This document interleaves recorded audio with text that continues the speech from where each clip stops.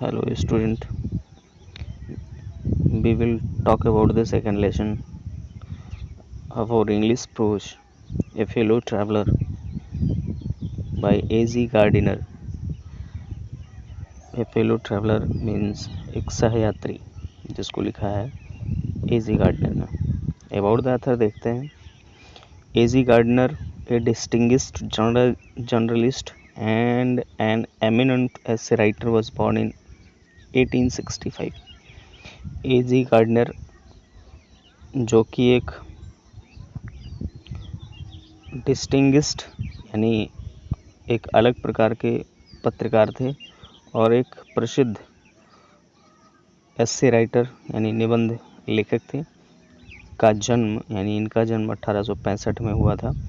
As a journalist he worked and edited the Daily News. एक पत्रकार के रूप में उन्होंने डेली न्यूज़ के लिए काम किया और डेली न्यूज़ के लिए लिखा और उसके लिए संपादन का काम किया। फॉर 17 ईयर्स इन लंदन में रहकर उन्होंने 17 वर्षों तक ये काम किया। He wrote several volumes of essays under the pen name of Alpha of the Plough. उन्होंने बहुत सारे निबंध अल्फा ऑफ द प्लाउ के नाम से लिखे।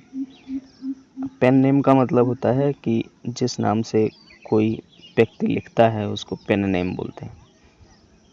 हिज प्रोमिनेंट वर्क्स आर, जो उनकी महत्वपूर्ण कार्य थे वो थे priests and kings, pebbles on the shore and leaves in wind. He died in 1946, but he will be remembered forever through his unique writings. उनकी मृत्यु 1946 में हुई थी, लेकिन फिर भी उन्हें उनके अद्भुत लेखन कला के लिए हमेशा याद किया जाएगा। अबाउट द लेसन देखते हैं। द लेसन पाठ क्या कहता है। A fellow traveller has been selected from leaves in wind. A fellow traveller leaves in wind नामक रचना से लिया गया है। It is a fine specimen of the personal essay. यह एक व्यक्तिगत इस पर्सनल एसे यानी व्यक्तिगत निबंध की जो है बहुत अच्छी स्पेसिमेन मतलब आप समझ सकते हैं कि विशेष प्रकार की रचना है। The author here describes how he develops a feeling of affection for a mosquito, regarding him as a fellow traveler and a fellow mortal. लेखक ने अपने साथ यात्रा कर रहे या लेखक ने उसके साथ यात्रा कर रहे एक मच्छर के प्रति जो मन में भाव अफेक्शन यानी जो भाईचारे की भावना पैदा हो रही थी उसके बारे में बात कर रहे थे, जो कि उसका एक फेलो ट्रेवलर यानी जो उसका सहयात्री था और उसके साथ साथ यानी लेखक के साथ साथ फेलो मोर्टल मतलब जो मरने वाला हो यानी जो नश्वर प्राणी था। देखते हैं lesson. I do not know which of us got into the carriage first. मुझे नहीं पता है कि हम में से कौन सबसे पहले इस रेलगाड़ी के डिब्बे में बैठा। कैरेज मतलब रेलगाड़ी का डिब्बा, यहाँ कहने का मतलब है। Indeed I did not know he was in the carriage at all for some time. यद्यपि मुझे यह भी नहीं पता था कि वह कुछ समय पहले से ही डिब्बे में था, रेलगाड़ी के डिब्बे में था। It was the last train from London to a Midland town, a stopping train and infinitely leisurely train, one of those trains which gave you an understanding of eternity. यह लंदन से मिडलैंड के लिए अंतिम train थी जो कि रुक कर चलने वाली थी, या ऐसा कह सकते हैं निश्चित रूप से यह एक बहुत आलसी ट्रेन थी। One of those trains which give you an understanding of eternity. यह उन ट्रेनों में से एक थी जो आपको रास्ते में चलते समय उबा दें का मतलब है कि आप अधीर हो जाएं, इटर्निटी यानी आपके अंदर बहुत ज़्यादा उत्सुकता भर जाए, चिंता भर जाए।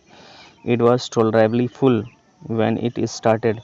जब यह ट्रेन चली तो निश्चित रूप से यह पूरी तरह से भरी हुई थी।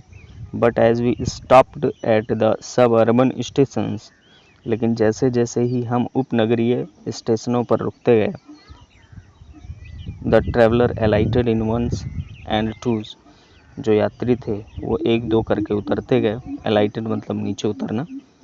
And by the time we had left the outer ring of London behind I was alone, और rather I thought I was alone. And by the time we had left the outer ring of London, और उस समय जब हम London के outer ring पर पहुँचे तब मैं अकेला हो गया था, और शायद मेरे विचार से मैं अकेला ही था। There is a pleasant sense of freedom about being alone in a carriage that is jolting noisily through the night. जब कोई ट्रेन रात के समय में झटका लेकर चलती है, और उस समय आप झटका लेकर मतलब शोर करती हुई झटका लेकर मतलब रुक रुक कर चलती है, और आप यदि डिब्बे में अकेले हैं तो आपकी स्वतंत्रता का जो सेंस है, जो आपकी स्वतंत्रता का अनुभव है, वह बहुत ही सुखद होता है। It is liberty and unrestraint. यह जो है आपकी स्वतंत्रता है, और आप एंड अनरेस्ट्रेन यानी आप जो है पूरी तरह से स्वतंत्र हैं, इन ए वेरी एग्रीएबल फॉर्म। आप निश्चित रूप से पूरी तरह से स्वतंत्र हैं, मुक्त हैं कुछ भी करने के लिए। You can do anything you like. आप जो भी आपको पसंद है आप वह कर सकते हैं। You can talk to yourself as loud as you please. आप अपने आप से जितनी आपकी इच्छा हो उतनी तेज़ी से बात कर सकते हैं, यानी उतनी तेज़ आवाज़ में बात कर सकते हैं। And no one will hear you, और कोई भी आपको सुनने वाला नहीं होगा।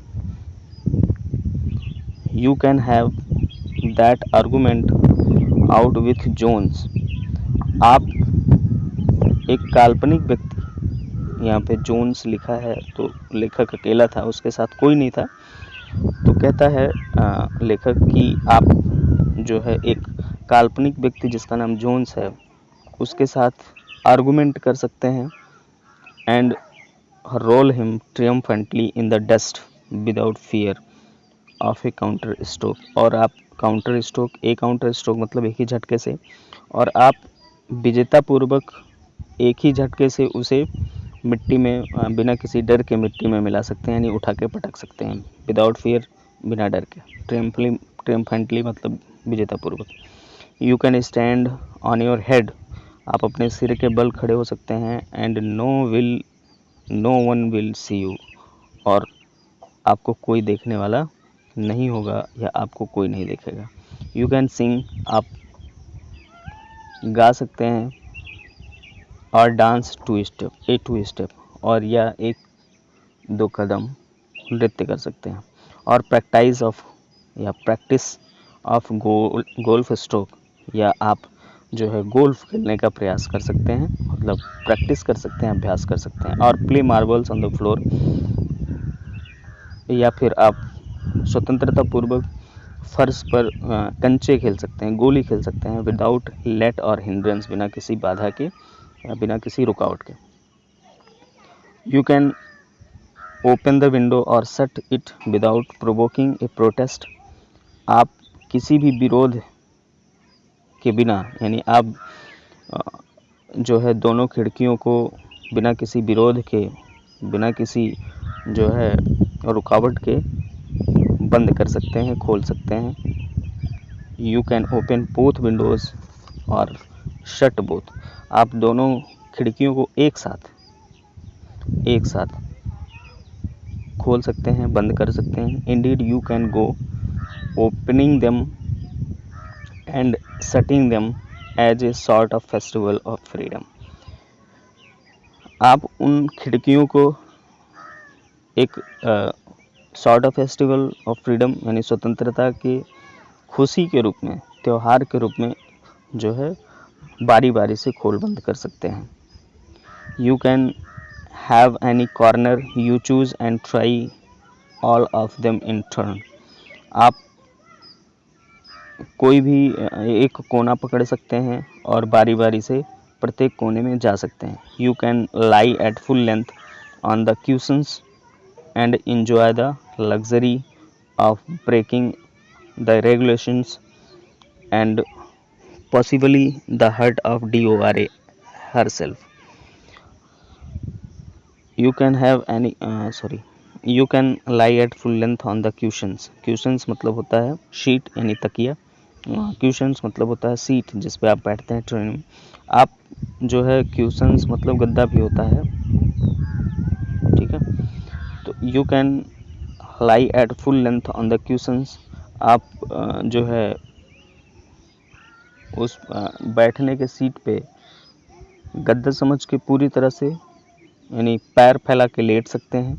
And enjoy the luxury of breaking the regulations and possibly the heart of DORA herself, और DORA के स्वयं द्वारा बनाया गया जो नियम कानून था, आप उसे बड़े आराम से तोड़ सकते हैं और उसके टूटने का जश्न मना सकते हैं।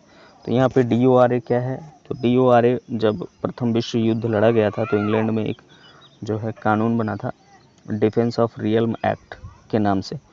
तो उसी का डिफेंस ऑफ रियल्म एक्ट का एब्रीविएशन है यानी शॉर्ट फॉर्म है जो कि बनाया गया था।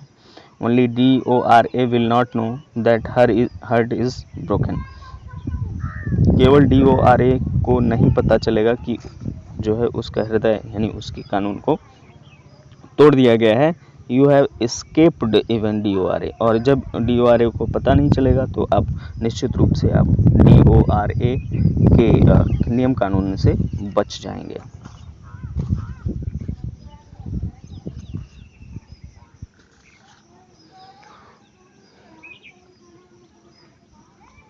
On this night I did not do any of these things.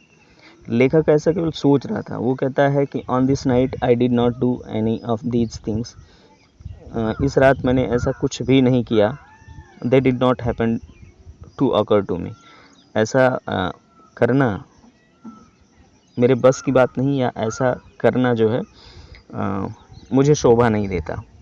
When what I did was much more ordinary. जो कुछ मैंने किया वह बहुत ही सामान्य था। When the last of my fellow passenger had gone, जब मेरे साथ का अंतिम यात्री यानी अंतिम सहयात्री, अंतिम साथ यात्रा करने वाला उतर गया, I put down my paper and stretched my arms and my legs. मैंने अपना पेपर रखा, अपने बाँह और पैर फैलाए, stood up खड़ा हुआ, and looked out of the window on the calm summer night through which I was journeying. और मैं जिस जो है गर्मी की शांत रात में या गर्मी की जो है रात में, शांत रात में यात्रा कर रहा था, उसको खिड़की से बाहर देखने लगा। Noting the pale reminiscence of day that still lingered in the northern sky. Reminiscence मतलब होता है मेमोरी, स्मृति, और lingered मतलब ठहरी हुई। Noting the pale यानी जो पीली धुंधली सी स्मृति या यादें जो कि उत्तर की तरफ आकाश में अभी भी ठहरी हुई थी, उनको देख रहा था। Crossed the carriage and looked out of the other window. मैंने डिब्बे को पार किया, cross the carriage and looked out of the other window, यानी डिब्बे को पार करके जो है मैं दूसरी खिड़की पर गया। लीट ए सिगरेट जलाई, लीट ए सिगरेट जलाई, सैट डाउन, बैठ गया, and began to read again, और दोबारा पढ़ने लगा। It was then that I became aware of my fellow traveller, यह वही समय था जब मैं अपने सहयात्री से परिचित हुआ। He came and sat on my nose, वह आया और मेरी नाक से बैठ गया, मेरी नाक पे बैठ गया। He was one of those wingy, nippy, interpret insects that we call Bagwali mosquitoes. वह उन जो है विंगी निप्पी पंख वाले भद्दे से, जो कि बड़े निडर होते हैं, इंटरप्रीड होते हैं, निडर होते हैं, इंटरप्रीड मतलब निडर होते हैं, ऐसा कीड़ा था जिसे हम जो है अस्पष्ट रूप से यानी वैगोली अभद्रता से मच्छर कहकर बुलाते हैं। I flicked him off my nose, मैंने उसे अपनी नाक से हटाया यानी भगाया। And he made a tour of the compartment, investigated its 3 dimensions, और वह उड़कर कंपार्टमेंट के यानी पूरे डिब्बे के तीनों आयामों का इन्वेस्टिगेट किया, यानी तीनों आयामों के चक्कर लगाए। विजिटेड हिज विंडो, प्रत्येक खिड़की पर गया। Fluttered loud around the light, और बल्ब के चारों तरफ फड़फड़ाया। फ्लटर्ड यानी जो है घूमा, फड़फड़ाया। Decided that there was nothing so interesting as that large animal in the corner, came and had a look at my neck, और जब उसे यह पता चला, यह महसूस हुआ कि इस कोने में बैठे हुए भारी भरकम शरीर वाले जानवर से अच्छा रुचिकर प्राणी और इस डिब्बे में नहीं है, वह आया और जो है मेरे गर्दन के ऊपर बैठ गया, यानी मेरे गर्दन पर बैठ गया।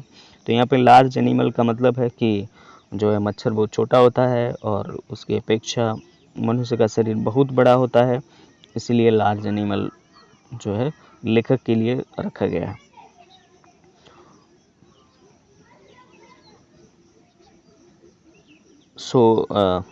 अब यहीं पर रोक देते हैं, ठीक है। इसके बाद सेकंड पार्ट में आपको इसका हिंदी बताऊंगा। ओके।